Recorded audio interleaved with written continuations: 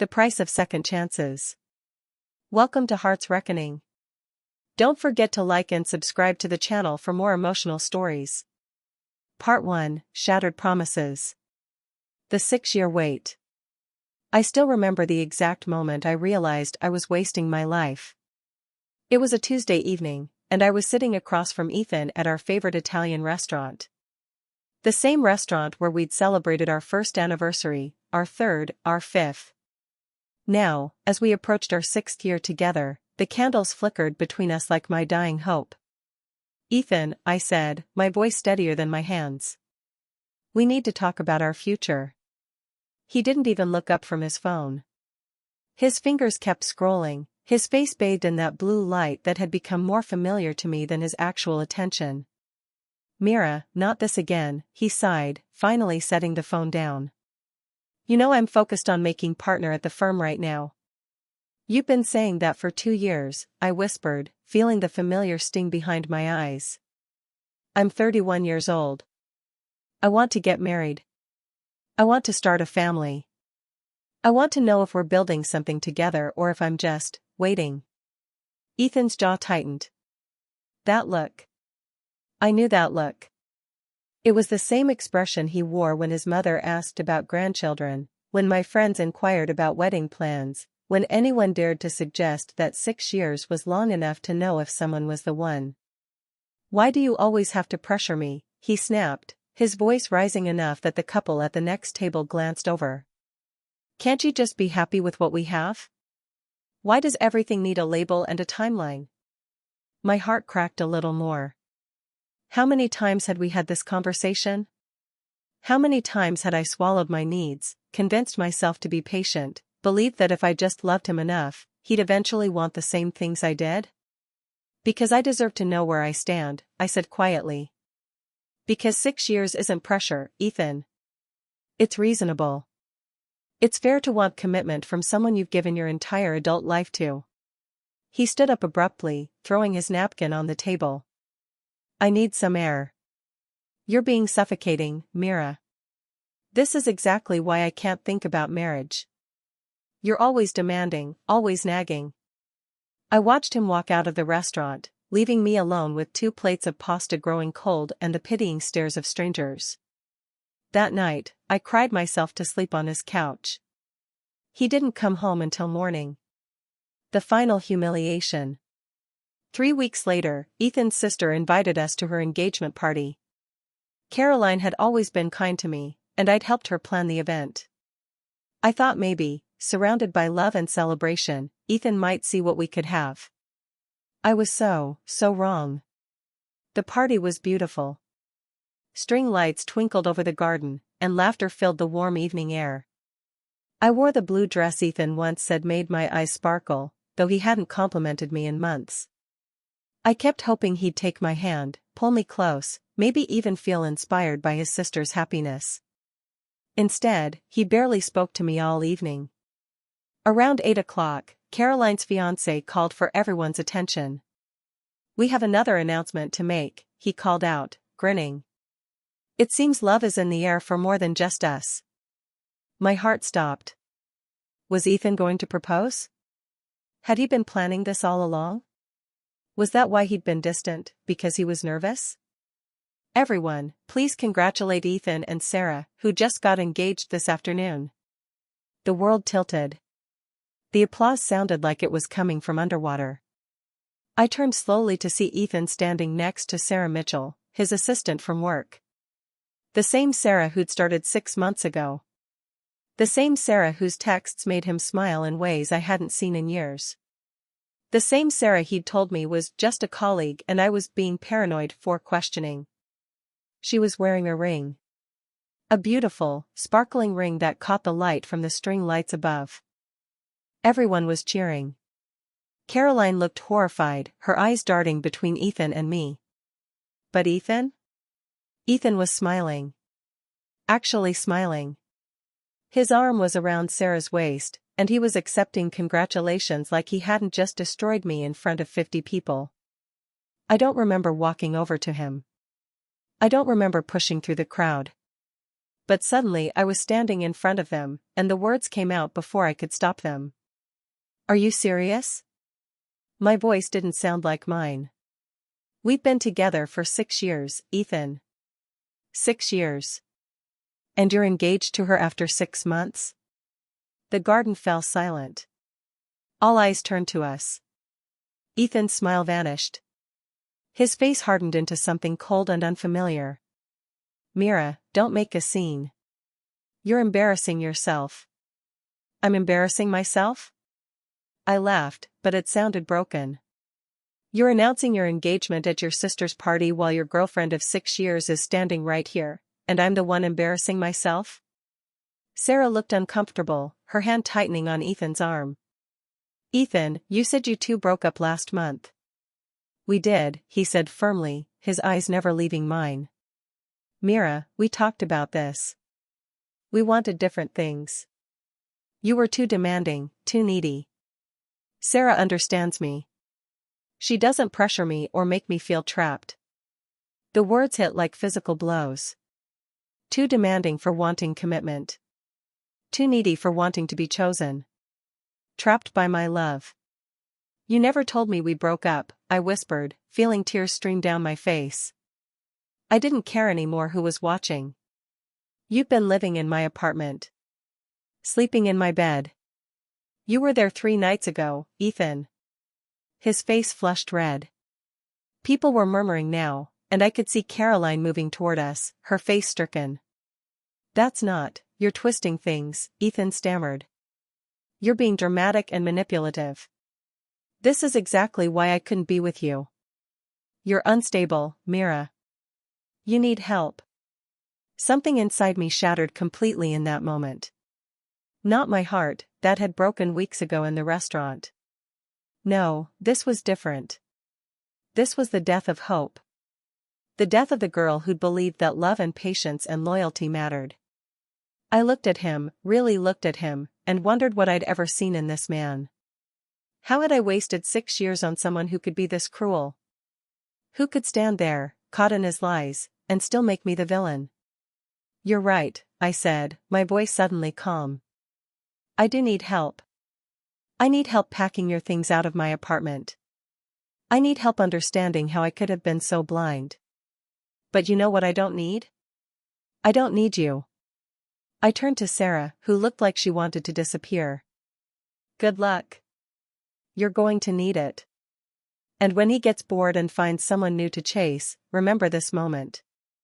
Remember that you knew he was a liar, and you chose him anyway. I didn't wait for a response. I walked out of that garden with my head high, even as tears blurred my vision. I heard Caroline calling after me, but I kept walking. I walked past the valets, past the luxury cars, past the life I'd thought would be mine. I walked until I reached my car, and then I broke down completely. The breakdown. The next 2 weeks were the darkest of my life. I called in sick to work.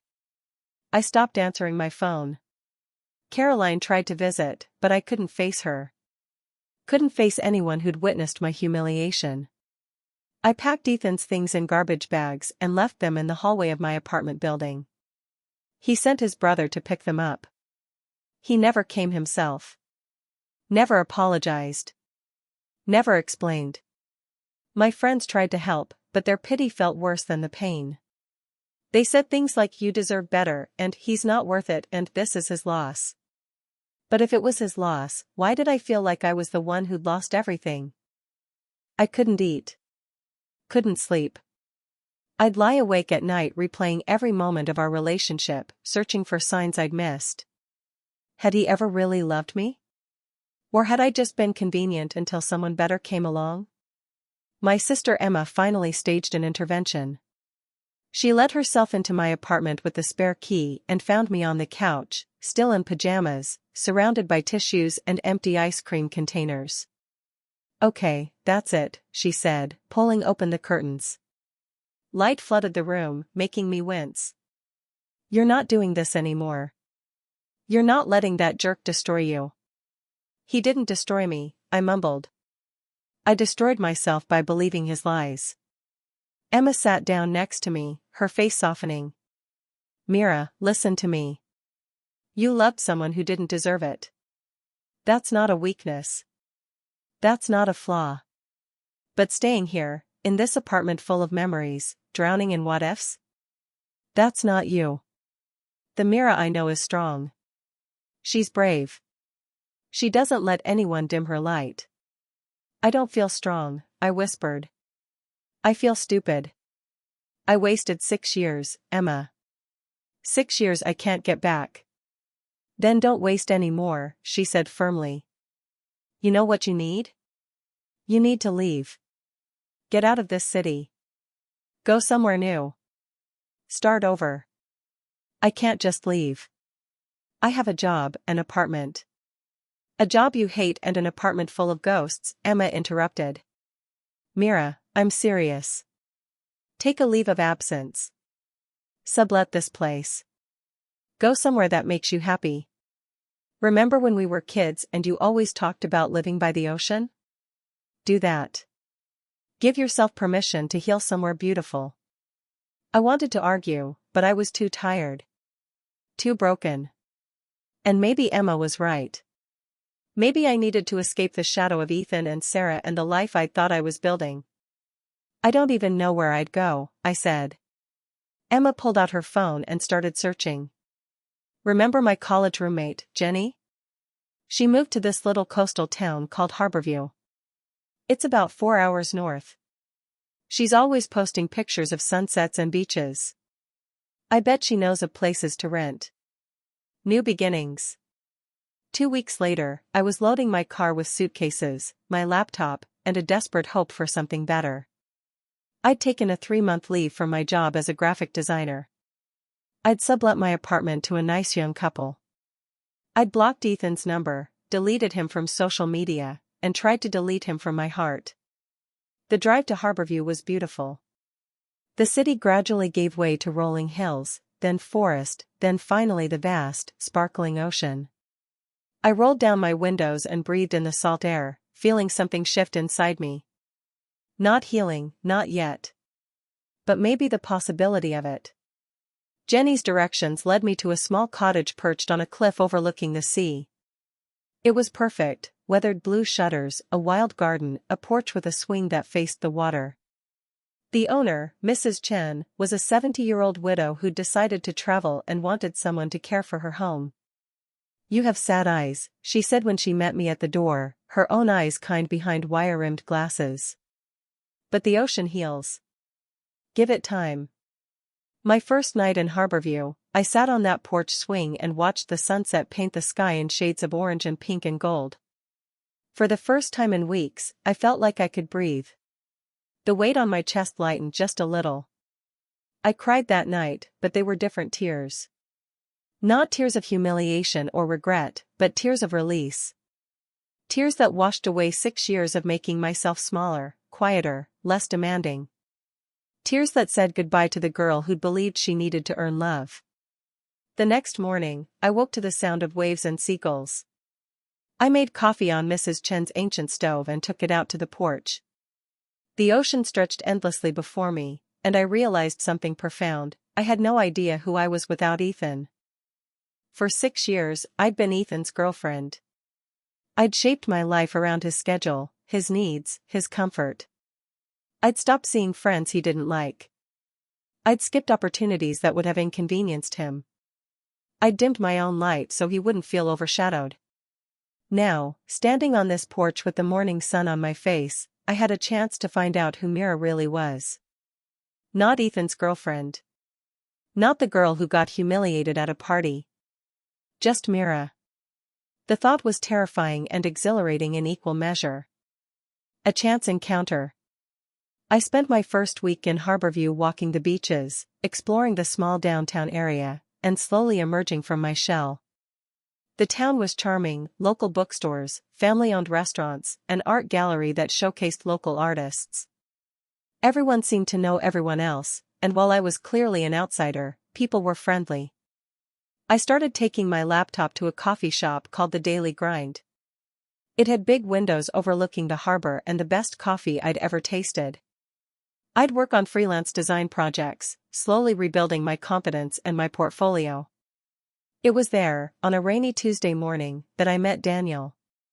I was struggling with my umbrella, the wind had turned it inside out, when a deep voice said, "Here, let me help with that."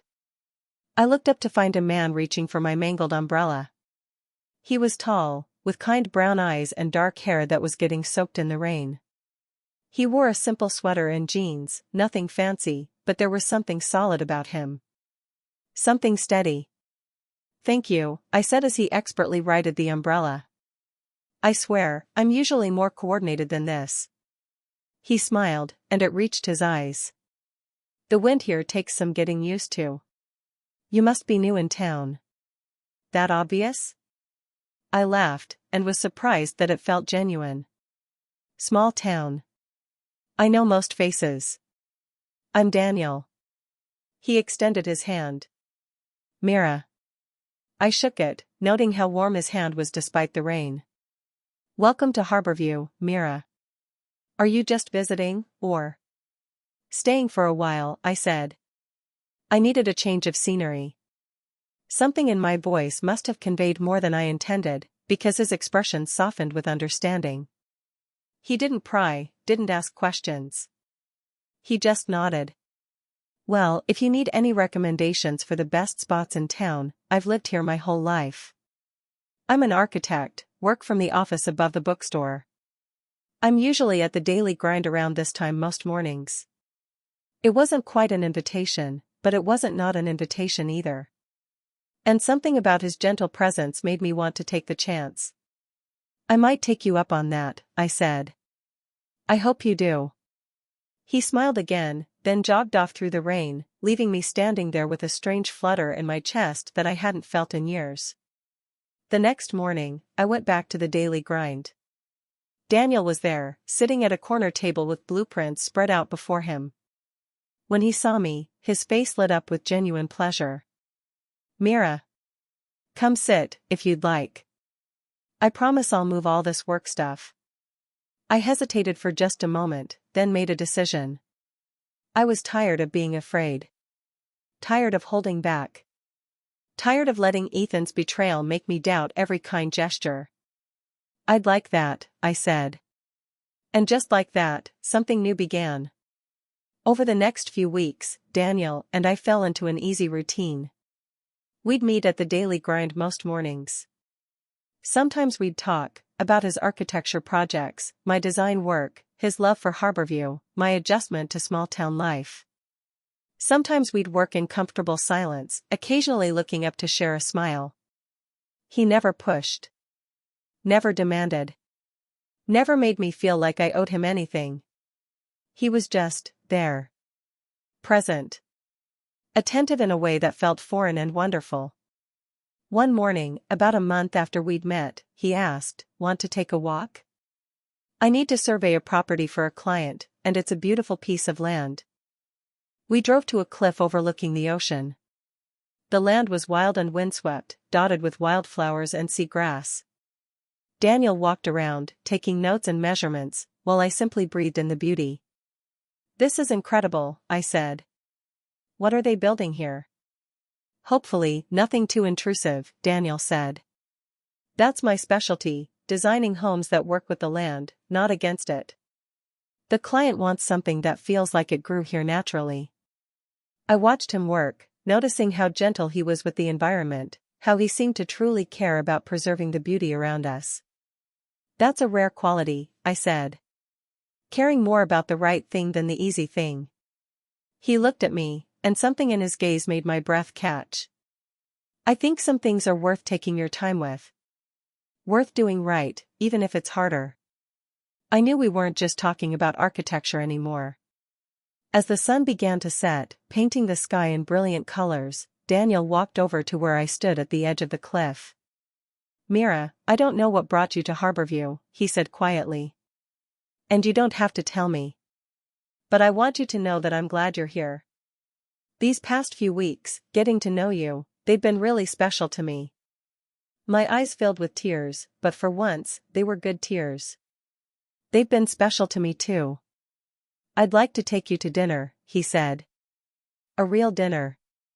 Not just coffee shop hangouts. If you're ready. If you want to.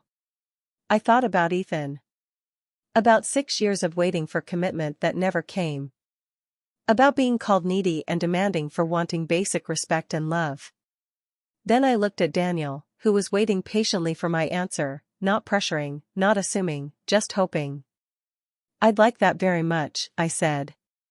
He smiled, and in that moment, standing on that cliff with the ocean stretching before us and the sunset painting everything gold, I felt something I hadn't felt in a very long time. I felt hope. Part 2, Rising from the Ashes. Building something real. Dinner with Daniel was nothing like the dates I'd had with Ethan. There was no checking his phone every 5 minutes, no distracted conversations, no subtle put-downs disguised as jokes. Daniel was fully present, asking questions about my life, my dreams, the designs I was working on. He listened, really listened, like my words mattered. We went to a small seafood restaurant on the pier, the kind of place where they knew everyone's name and the fish had been caught that morning. The owner, Marco, greeted Daniel with a warm handshake and genuine affection. "Danny. Where have you been? And who is this beautiful lady?" "Marco, this is Mira. She's new in town, so I'm showing her the best Harborview has to offer." "Ah, well then you came to the right place." Marco winked at me. "And the right man. This one here, he's one of the good ones. Fixed my roof last winter, wouldn't take a penny. Said I could pay him in meals." I glanced at Daniel, who looked slightly embarrassed. "It was just a weekend project," he said, but I could see the kindness in his eyes. Throughout dinner, I learned more about Daniel. He'd grown up in Harborview, the son of a fisherman and a schoolteacher. He'd gone to architecture school on a scholarship, but instead of moving to a big city like his professors encouraged, he'd come home. "Everyone thought I was crazy," he admitted. "They said I was wasting my potential in a small town. But this is where I belong. These are my people. This is home." "That's not wasting potential," I said softly. "That's knowing who you are. That's rare." He reached across the table and took my hand. The touch was gentle, asking permission rather than assuming it. "Can I ask what brought you here?" "You don't have to tell me. But I'd like to know, if you're comfortable." I took a deep breath. Part of me wanted to hide the truth, to pretend I'd come here for adventure rather than heartbreak. But Daniel's honest gaze made me want to be equally honest. "I was in a relationship for 6 years," I began. "I thought he was the one. I thought we were building a life together. But he never wanted to commit. And then one day, I found out he was engaged, to someone else. Someone he'd known for 6 months. He announced it at his sister's engagement party, while I was standing right there." Daniel's hand tightened on mine, his jaw clenching. "That's unforgivable." I felt so stupid, I continued, the words flowing now. 6 years, Daniel. 6 years I waited for him to choose me. And he made me feel like I was the problem, like wanting commitment was being needy, like expecting loyalty was being demanding. "You're not the problem," Daniel said firmly. "He is. Anyone who could treat you that way, who could take your love and twist it into something shameful, that's not a man. That's a coward." Tears pricked my eyes, but I smiled. "Thank you for saying that. It's not just words, Mira. It's the truth." He paused, then said, "I want to be clear about something. I'm not that guy. I don't play games. I don't date multiple people. When I care about someone, they know it. When I commit, I commit. And I'd like to see where this goes between us, but only if you're ready. No pressure. No expectations." I looked at this man who I'd known for only a few weeks, and I saw everything Ethan had never been: honest, direct, emotionally available. It scared me how much I already cared. How much I wanted to believe this could be real. "I'm scared," I admitted. "I'm scared of trusting again. Scared of making another mistake." "That's understandable," Daniel said. But Mira, you being cautious doesn't mean you made a mistake before.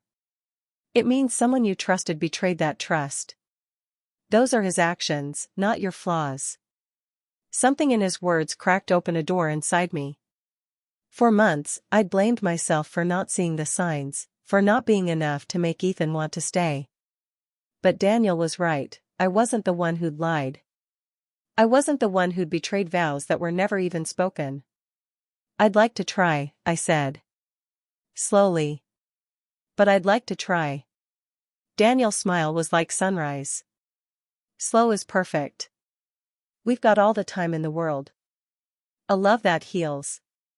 The next 6 months were a revelation.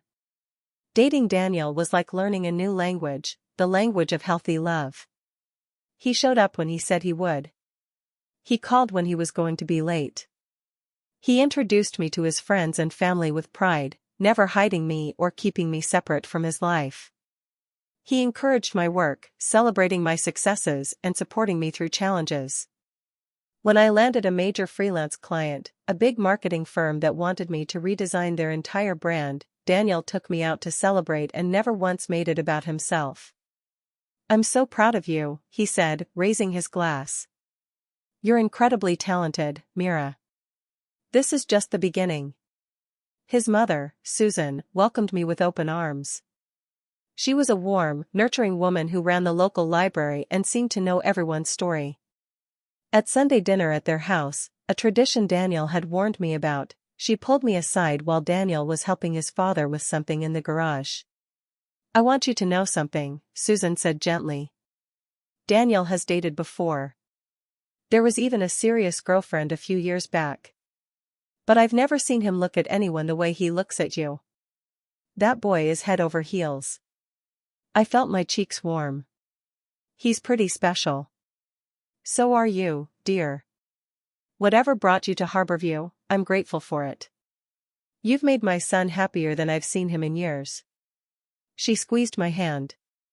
"Your family now, as far as I'm concerned." The words made me tear up. After feeling so disposable with Ethan, being claimed as family so quickly and genuinely meant everything. As fall turned to winter, Daniel and I grew closer. We took weekend trips to explore the coastline. We spent cozy evenings in my cottage, cooking dinner together and watching the storms roll in over the ocean. We talked about everything, our dreams, our fears, our hopes for the future. And unlike with Ethan, talking about the future didn't make Daniel shut down or pull away. He engaged with it, added to it, built dreams with me rather than tolerating mine. One night, curled up on the couch with hot chocolate and a fire crackling in the fireplace, Daniel said, "I'm in love with you, Mira. I have been for months. I wanted you to know." My breath caught. The words I'd longed to hear from Ethan, the words he'd only said when I was walking away, now came freely from this man who'd shown me what real love looked like. "I love you too," I whispered. "It terrifies me, but I do." "Why does it terrify you?" "Because losing you would destroy me," I admitted. "Because I'm not sure I could survive another heartbreak." Daniel set down his mug and took both my hands in his. "Mira, look at me. I can't promise that life won't throw challenges at us. I can't promise that every day will be perfect. But I can promise you this, I will never make you question my commitment. I will never make you feel small for wanting love and security. I will never betray your trust. You are safe with me." I believed him. And that belief, that trust, felt like coming home. The proposal. Spring came to Harborview in a burst of color. Wildflowers covered the hills, and the town came alive with festivals and celebrations. I'd been in Harborview for almost a year now, and I couldn't imagine being anywhere else. My freelance business was thriving. I'd made genuine friends. And Daniel had become my partner in every sense of the word.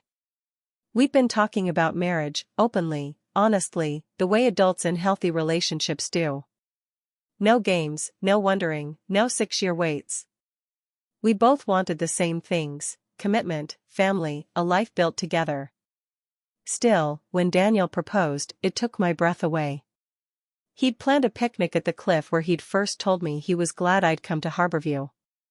The same spot where I'd felt the first stirrings of hope after my devastation. As the sun began to set, he pulled me close. "Mira, this past year with you has been the best of my life," he began. "You're my best friend, my partner, the person I want to build everything with. I know you've been hurt before. I know someone made you feel like your love was too much. But with me, it will never be too much. I want all of it, your laughter, your tears, your dreams, your fears. I want to wake up next to you every morning and fall asleep beside you every night. I want to build a home with you, raise children with you, grow old with you." He dropped to one knee, pulling out a simple, beautiful ring. "Mira-chan, will you marry me?" Tears streamed down my face, but I was smiling wider than I ever had. "Yes. Yes, absolutely yes."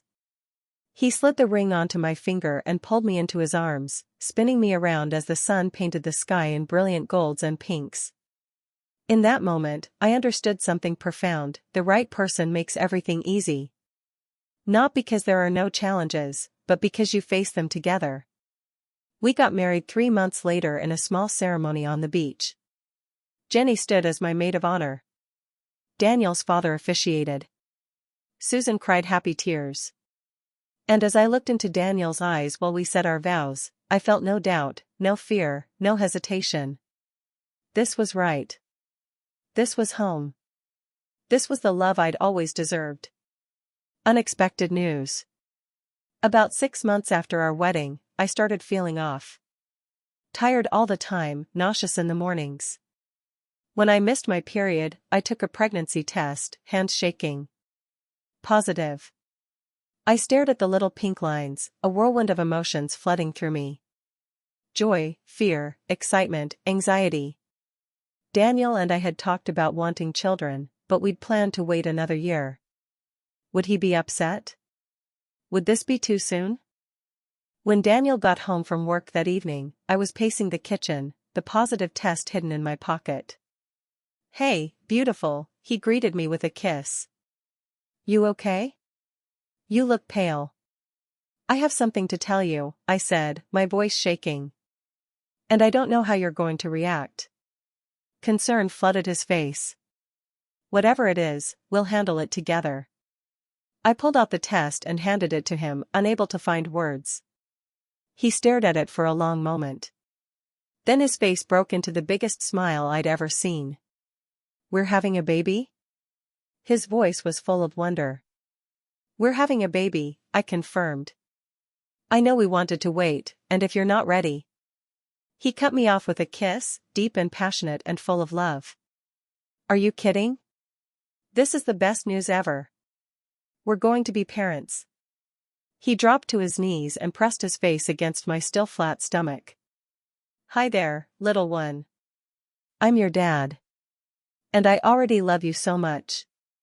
I ran my fingers through his hair, crying and laughing at the same time. This was what partnership looked like. This was what love looked like. The pregnancy was challenging, morning sickness that lasted all day, exhaustion, hormonal mood swings. But Daniel was there through all of it. He held my hair when I got sick. He rubbed my feet when they swelled. He attended every doctor's appointment and cried when we heard the heartbeat for the first time. "It's a girl," the ultrasound technician announced at our 20-week appointment. Daniel squeezed my hand, his eyes wet with tears. "A daughter. We're having a daughter." We named her Lily, after the wildflowers that had been blooming when Daniel proposed. When I went into labor, Daniel never left my side. He coached me through contractions, held my hand, whispered encouragement when I wanted to give up. And when Lily finally arrived, screaming and perfect and beautiful, Daniel cut the cord with shaking hands and then broke down completely. "Thank you," he whispered to me, holding our daughter for the first time. "Thank you for giving me this. For giving me you. For making me the luckiest man alive." I watched my husband hold our daughter, and I knew with absolute certainty that this family, this love, this life, was worth every bit of pain I'd endured to get here. The unwanted reunion. Lily was 6 months old when I got an email that changed everything. It was from a professional organization I belonged to, inviting me to speak at their annual conference in the city where I used to live.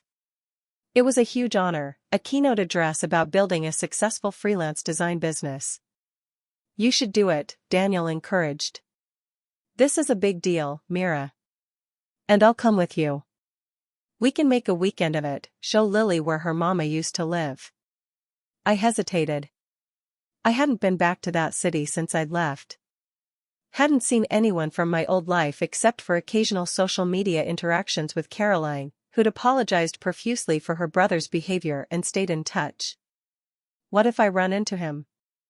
I asked quietly. Daniel pulled me close. "Then you run into him.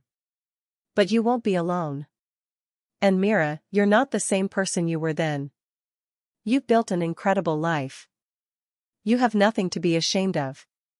He was right. I'd spent too long running from my past. It was time to face it with my head held high. The conference was being held at a downtown hotel. I'd prepared my speech carefully, practiced it dozens of times. Daniel sat in the front row with Lily in his arms, giving me an encouraging smile. The keynote went perfectly. I talked about finding yourself after loss, about building something from nothing, about the courage it takes to start over. The applause was thunderous. Afterward, people lined up to talk to me, exchange business cards, ask questions. I was riding a high of professional success when I heard a familiar voice behind me. "Mira? Is that really you?" I turned slowly, knowing exactly who I'd see. Ethan stood there, looking older than I remembered. There were lines around his eyes, a weariness in his expression that hadn't been there before. "Hello, Ethan," I said calmly, though my heart was racing. His eyes raked over me, taking in my confidence, my success, my happiness. You look amazing. I saw your name on the speaker list, but I couldn't believe it was you." That speech was incredible. "Thank you," I said politely, the way I would thank any stranger offering a compliment. "Can we talk?" he asked. "Maybe grab a coffee? I'd really like to catch up." Before I could answer, Daniel appeared at my side, Lily snuggled against his chest. He slid his arm around my waist, protective but not possessive. "Hey, honey. Ready to head back to the room? This little one needs a nap." He glanced at Ethan with polite curiosity. "I'm Daniel. Myra's husband." Ethan's face went pale. His eyes darted from Daniel to me to Lily, and I saw the exact moment he realized what he'd lost. "Husband," he repeated faintly. "And, a baby?" "This is Lily," I said, reaching out to stroke my daughter's soft hair. "She's 6 months old." Ethan looked like he'd been punched. "You're married? With a child? When, how?" "I've been married for almost 2 years," I said. "We live in Harborview. It's a beautiful coastal town. Very peaceful. But you always said..." Ethan trailed off, his eyes haunted. "You said you wanted those things with me." Daniel's arm tightened around me, but his voice remained pleasant. "It's nice to meet you, Ethan. But we really should get this little one down for her nap. Mira, ready?" I nodded, grateful for the escape route. "It was good to see you, Ethan. Take care." We walked away, but I could feel Ethan's stare burning into my back. Once we were safely in the elevator, I let out a shaky breath. "That was him," Daniel said quietly. It wasn't a question. That was him. "Are you okay?" I thought about it honestly. Was I okay? I'd just come face to face with the man who'd broken me, humiliated me, made me question my worth. And I'd felt nothing. No lingering love. No desire for revenge. No pain. "I'm perfect," I said, and meant it. Because I have everything he'll never have. Not me, but this. Us. Real love. Real partnership. Real happiness. Daniel kissed my forehead. "He's an idiot for losing you." No, I corrected. He's an idiot for never really having me in the first place. I gave him 6 years, but I never gave him my real self. I was always holding back, trying to be what he wanted. With you, I get to be me. That night, after Lily was asleep in her travel crib, Daniel and I stood on the hotel balcony looking out at the city lights. Do you regret it? Daniel asked. Any of it? I thought about the question seriously. Did I regret 6 years with Ethan? The pain? The humiliation? I regret staying as long as I did, I admitted. But I don't regret the journey. Because it led me to Harborview. To you. To Lily. To this life.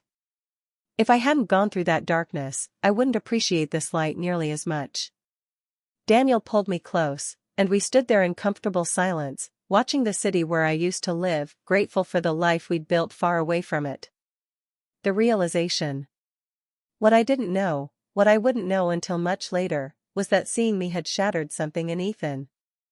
According to Caroline, who called me a week after the conference, Ethan had gone home that night and had a complete breakdown. He asked Sarah for a divorce, Caroline told me, her voice heavy with a complicated mix of emotions. He said he'd made a terrible mistake. That he'd let the best thing in his life walk away. That's not my problem, I said gently but firmly. I know. I know it's not. But Mira, he's falling apart. He keeps saying he needs to talk to you. That he needs to explain. There's nothing to explain, Caroline. He made his choice. I made mine. We're both living with the consequences. He said seeing you with your husband and your baby made him realize what he'd thrown away. That he never stopped loving you. I felt a flicker of anger then. If he'd loved me, he wouldn't have needed to lose me to figure it out. Real love doesn't wait for regret. It shows up every single day. Caroline was quiet for a moment. You're right. You're absolutely right. I'm sorry, Mira. I shouldn't have called. It's just, he's my brother, and it's hard to watch him suffer. I understand, I said, and I did. But Caroline, suffering is how we grow. Maybe this is what Ethan needs to finally become the man he should have been all along. But that journey isn't mine to take with him. I have my own family now. My own life. And I'm happy. Genuinely, completely happy. After we hung up, I sat with my feelings. Part of me, the part that had loved Ethan once, felt sad for him. But the part of me that had grown, that had healed, that had found real love? That part felt nothing but gratitude that I'd walked away when I did. Because if I hadn't, I never would have found Daniel. Never would have had Lily. Never would have discovered that love isn't supposed to hurt. It's supposed to heal. Part 3, Consequences and Closure. The obsession begins. I thought the conference encounter would be the end of it. I'd seen Ethan, he'd seen my new life, and we could both move on. But I was wrong. It started with emails. Long, rambling messages that showed up in my inbox at all hours. Ethan apologizing, explaining, begging for a chance to talk. I deleted them without reading past the first few lines. Then came the phone calls to my business line. I'd changed my personal number years ago, but my professional contact information was public. He'd call and ask for Mira Chen, and when I'd answer, he'd launch into speeches about regret and second chances. Ethan, please stop calling, I said after the 5th attempt. I'm married. I have a family. There's nothing to discuss. Just give me 5 minutes, he pleaded. 5 minutes to explain. You owe me that much. I owe you nothing, I said quietly. Goodbye, Ethan. I blocked the number, but he just called from different ones. I started letting all business calls go to voicemail, screening them before calling back. It was disruptive and stressful, and Daniel noticed. He's still contacting you, Daniel said one evening, watching me delete yet another voicemail without listening. How did you know? Because you get tense every time the phone rings. Because you've started avoiding checking your email. Because you're letting him steal your peace again, and I won't stand for it. I don't know what else to do, I admitted. I blocked him, ignored him, told him directly to stop. But he won't listen. Daniel was quiet for a moment, his jaw tight. Want me to handle it?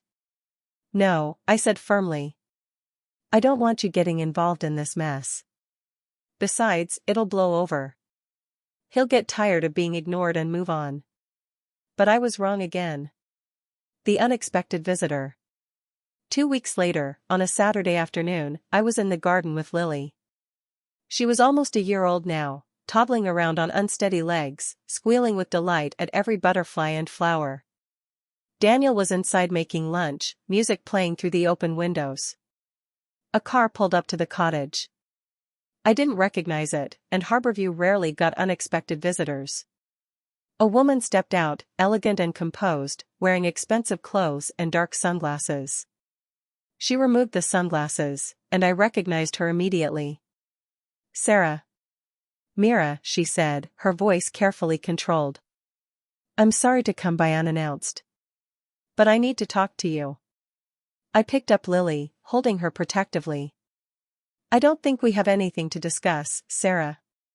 Please, she said, and I heard desperation crack through her composure. I'm not here to cause trouble. I'm here because I need you to understand what you've done to my marriage. What I've done?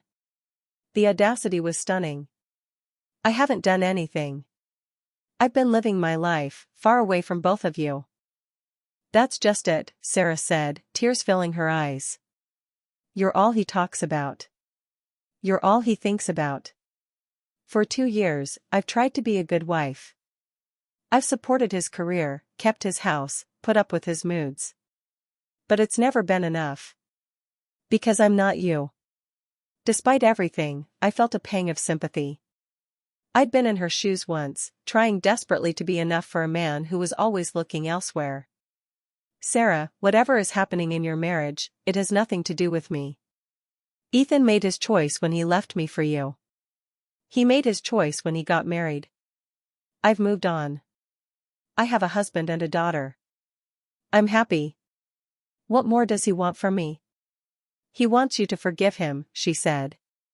He's convinced that if you'll just talk to him, just give him closure, he can move on. But I don't think that's true. I think he wants you back.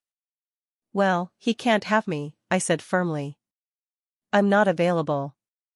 I'm not interested. And I'm certainly not going to throw away my marriage to give your husband closure. Sarah's composure finally shattered. She sank onto the cottage steps, sobbing. I don't know what to do.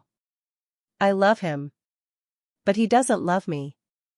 Maybe he never did.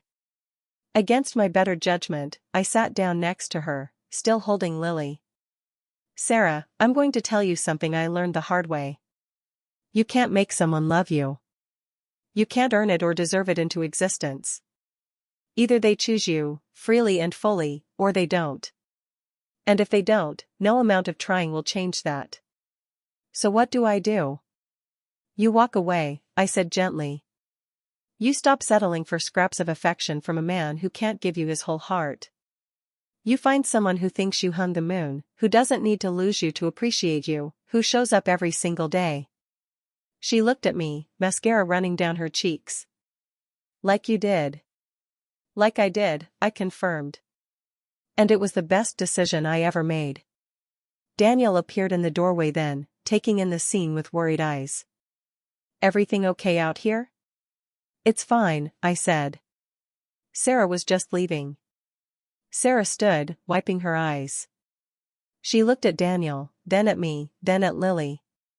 You really did get your happy ending, didn't you?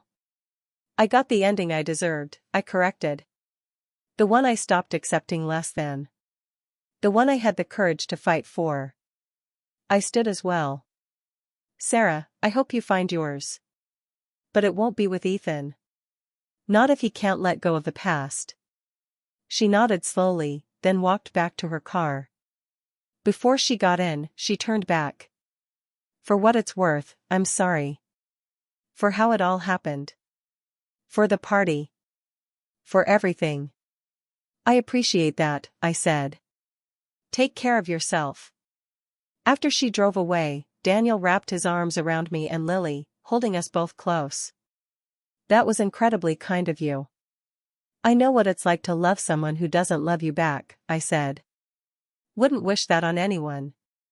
The confrontation. I hoped that would be the end of it. But the universe had other plans. 3 days later, I was walking Lily in her stroller through downtown Harborview when a familiar figure stepped out of the daily grind. Ethan. He looked terrible, unshaven, rumpled, like he hadn't slept in days. When he saw me, his face lit up with desperate relief. Mira. Thank God. I've been waiting for you. How did you even know where to find me? I demanded, positioning myself protectively between him and Lily's stroller. I asked around. Small town, everyone knows everyone. They said you usually come through here around this time. He took a step closer. Please, Mira. Just talk to me. 5 minutes. That's all I'm asking. I don't owe you 5 minutes or 5 seconds, I said coldly. You need to leave, Ethan. Now. I made a mistake, he burst out, loud enough that people on the street were starting to stare. The biggest mistake of my life. I was an idiot, Mira. I was scared of commitment, scared of forever, and I hurt you. But seeing you again made me realize. Realize what? I interrupted. That you only want something once it's gone? That you only value something once someone else has it? That's not love, Ethan. That's ego. It's not like that, he insisted. I always loved you. I just didn't know how to show it.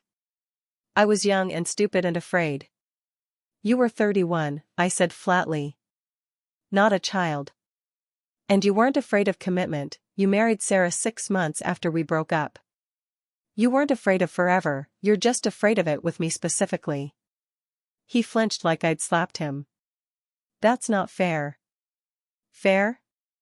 I laughed bitterly. You want to talk about fair? Was it fair to humiliate me at your sister's engagement party? Was it fair to gaslight me for 6 years, making me feel crazy for wanting basic respect? Was it fair to throw away what we had for someone new and shiny, then come crawling back when you realized the grass wasn't greener? I know I hurt you. You didn't hurt me, Ethan. You freed me. My voice was strong now, certain. Because your rejection forced me to leave. To find myself. To meet Daniel. To build a life I actually want, instead of constantly begging for crumbs from someone who wouldn't even commit to dinner plans. Ethan's face crumpled. So that's it? Everything we had means nothing? What we had was me loving you and you tolerating me, I said. And I'm grateful it ended, because I deserve more than tolerance. I deserve partnership. I deserve someone who doesn't need to lose me to appreciate me. Like him? Ethan spat, and there it was, the bitterness I'd been waiting for. Your replacement who just happened to look like me. Daniel is nothing like you, I said firmly. He's kind, emotionally available, and capable of commitment. He doesn't play games. He doesn't keep me guessing. He chose me, fully and completely, and he chooses me again every single day. That's what real love looks like. And what about what we had? 6 years, Mira. That meant something. It meant I was willing to settle for less than I deserved, I said. But I'm not that girl anymore. And I'm certainly not going to throw away my marriage, my family, and my happiness to give you the absolution you're looking for. You want forgiveness? Forgive yourself. You want closure? Find it in therapy. But leave me alone. I started to push the stroller past him, but he grabbed my arm. Not roughly, but firmly enough to stop me. Get your hand off me, I said quietly, dangerously. Mira, please. I said get your hand off her. Daniel's voice cut through the tension like a knife. He'd appeared seemingly from nowhere, his usually gentle demeanor replaced with protective fury. Ethan released me immediately, taking a step back. But he didn't back down. "This doesn't concern you." "My wife and daughter concern me very much," Daniel said, moving to stand beside me. "And you're harassing them. In fact, you've been harassing Mira for weeks now. The emails, the phone calls, showing up at our home. That's stalking. I just want to talk to her." "She doesn't want to talk to you," Daniel said, his voice hard. "She's made that clear repeatedly. So here's what's going to happen. You're going to leave Harborview. You're going to stop calling, stop emailing, stop showing up places you're not wanted. And if you don't, I'm going to file a restraining order. And trust me, the legal system takes stalking very seriously, especially when there's a child involved." Ethan looked at me, his eyes pleading. "Mira, you don't want to do this. After everything we were to each other." "We were nothing," I said, and finally, I believed it. "You didn't love me, Ethan. You loved the attention. You loved having someone worship you. You loved keeping me on a string, always hoping, always waiting. But that's not love. And I finally understand that now." I took Daniel's hand, and together we walked away. Behind us, I heard Ethan call my name one more time, but I didn't turn around. That chapter of my life was closed. The aftermath. Ethan left Harborview that day. According to Caroline, who called to apologize for her brother's behavior yet again, he'd driven straight back to the city and checked himself into an intensive therapy program. "He's finally realizing he needs help," Caroline said. "Not for you, but for himself. Whatever you said to him really shook something loose." "Good," I said simply. "I hope he finds peace." "Sarah filed for divorce," Caroline added. "She said she deserves to be someone's first choice, not their consolation prize." I think you helped her realize that. After we hung up, I thought about both Ethan and Sarah, both caught in the trap of loving someone who couldn't fully love them back. I hoped they'd both find their way to something healthier, something real. The legal letter Daniel had drafted, a formal cease and desist, must have worked, because the calls and emails stopped. Slowly, life returned to normal. I threw myself into my work with renewed passion. My business was thriving, and I'd even hired 2 junior designers to help with the workload. Daniel's architecture firm was doing well too, and we talked about maybe building our own home on that cliff where he'd proposed. Lily was growing fast, becoming more independent and hilarious by the day. She had Daniel's smile and my stubbornness, and we both adored her completely. One evening, while Lily was asleep and Daniel and I were curled up on the couch, he said, "I'm proud of you, you know. For how you handled everything with Ethan." "I didn't do anything special," I said. "Just protected my peace."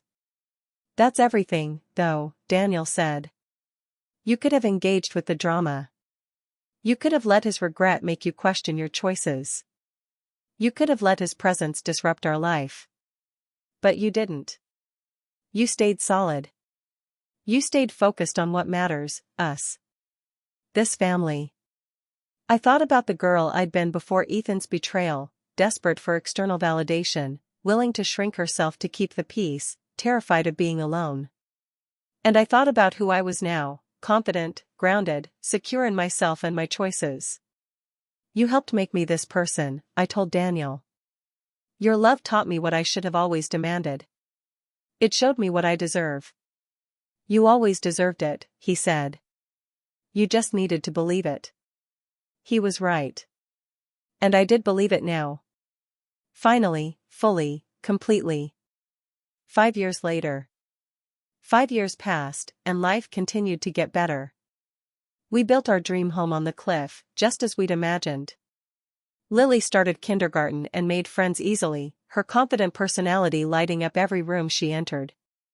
I'd published a book about building a creative business, and it became a surprise bestseller. Daniel's firm was featured in architectural magazines for his innovative, environmentally conscious designs. We were happy. Genuinely, deeply, lastingly happy. Then one day, Susan called me with unexpected news. Mira, honey, I thought you should know. Ethan Sterling was in a car accident. Caroline reached out to me, knowing we're close. He's going to be okay, but it was pretty serious. My heart clenched despite everything. What happened? Apparently he was driving too fast in bad weather, trying to get to some meeting. Lost control of the car. She paused. Caroline said he's been doing that a lot lately, taking risks, being reckless. Like he doesn't care what happens to him. I thought about the desperate, broken man I'd last seen in Harborview 5 years ago. I wondered if he'd ever found the help he needed, the peace he was searching for. I'm sorry to hear that, I said honestly. I hope he heals. Caroline mentioned something else, Susan said carefully. She said after the accident, when he woke up in the hospital, the first thing he asked for was you. He wanted to apologize. To make amends. I was quiet for a long moment. Then I said, if he genuinely wants to make amends, he can live a good life. He can treat people with respect. He can learn from his mistakes and do better. But I'm not part of that equation anymore. I think that's very wise, Susan said. Though I told Caroline if he truly wants to send you a message, I'd pass it along. Just so you're prepared. 2 days later, Susan handed me a letter. It was handwritten, several pages long, and I read it alone in my office while Daniel took Lily to the beach. Dear Mira. I'm writing this from a hospital bed, and I'm not sure if you'll ever read it. But I need to try. I want to start by saying I'm sorry. Not because I want you back, I know that ship has sailed, and rightfully so. But because you deserved to hear it years ago, and I was too proud, too broken, too caught up in my own ego to say it. I ruined the best thing in my life. Not because I didn't love you, but because I didn't know how to love anyone, including myself. I kept you at arm's length, blamed you for wanting normal things like commitment and security, and then punished you for finally walking away. Therapy has helped me understand something. I was terrified. Terrified of being vulnerable, of being fully known, of potentially failing you the way my father failed my mother. So instead of doing the work to be better, I kept you in limbo. I kept you hoping. And when you finally demanded more, I panicked and ran to someone who wouldn't challenge me that way. But Sarah wasn't you. No one is you. And I spent every day of that marriage realizing what I'd thrown away. Not the idea of you, but the actual, real person, your laugh, your passion, your unwavering loyalty, your capacity for love even when I didn't deserve it. Seeing you at that conference, seeing you happy and thriving with a family of your own, nearly destroyed me. Because I finally understood what I'd lost. Not the girl who waited for me, but the woman who deserved so much better. I'm not writing this to ask for anything from you. You owe me nothing, less than nothing. I'm writing this because I want you to know that your words to me in Harborview changed my life. You said I didn't love you, that I only loved the attention. And you were right. I'm finally learning what real love looks like. It's showing up. It's choosing someone every day. It's doing the work even when it's hard. All the things I failed to do for you. I hope you're happy. I hope your husband knows how lucky he is. I hope your daughter inherits your strength and your heart. And I hope someday I can love someone the way you deserve to be loved, the way you clearly are loved now. Thank you for walking away. Thank you for demanding better. Thank you for showing me what real strength looks like. I'm finally getting help. Real help. And while I can never undo the damage I caused, I can make sure I never do it again to someone else. I hope you can forgive me someday. But even if you can't, I understand. With genuine remorse and respect. Ethan. I read the letter twice, tears streaming down my face. Not tears of regret or longing, but tears of release. This was the closure I'd never needed but that Ethan clearly did. When Daniel came home, I showed him the letter. He read it carefully, then looked at me. How do you feel? Free, I said simply. He finally took responsibility. He finally did the work to understand what he did wrong. That's all I ever wanted, not an apology, but accountability. Are you going to write back? I thought about it, then shook my head. No. I think my silence is the kindest thing I can give him now. He doesn't need me to absolve him. He needs to forgive himself and do better. And that's work he has to do alone. Daniel pulled me close. I love you. Have I told you that today? Only 3 times, I smiled. But I never get tired of hearing it. Good, he said. Because I'll never get tired of saying it. The lesson. That night, after Lily was asleep, I stood on our deck watching the moon paint silver across the ocean. Daniel wrapped his arms around me from behind, and I leaned into his warmth. You know what I've learned from all of this? I said quietly. What's that? That the right person makes everything different. Not easier necessarily, life has challenges no matter what. But different. Better. The right person doesn't make you beg for basic respect. The right person doesn't keep you guessing or waiting or hoping. The right person just chooses you. Every day, in 1,000 small ways. Like you choose me, Daniel said. Like we choose each other, I corrected. We stood there in comfortable silence, and I thought about the journey that had brought me here. The pain that had driven me to Harborview. The courage it took to start over. The trust it took to love again. The strength it took to demand better. I thought about Ethan, somewhere learning the lessons he should have learned years ago. I thought about Sarah, hopefully finding her own happiness. I thought about the girl I used to be, desperate, diminished, willing to accept crumbs. And I looked at the life I'd built, the successful business, the beautiful family, the genuine love, the authentic joy. Breaking up with Ethan, or rather, being forced to walk away, was the best thing that ever happened to me. Not because I'm petty or vengeful, but because his rejection gave me permission to find something real. What are you thinking about? Daniel asked. How grateful I am, I said. For all of it. The heartbreak, the healing, the journey that led me to you. Even the hard parts? Especially the hard parts, I said. Because they taught me my worth. They taught me what I wouldn't accept.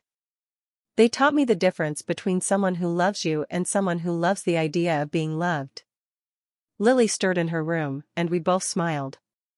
Our daughter, the physical embodiment of a love that was healthy, equal, and real.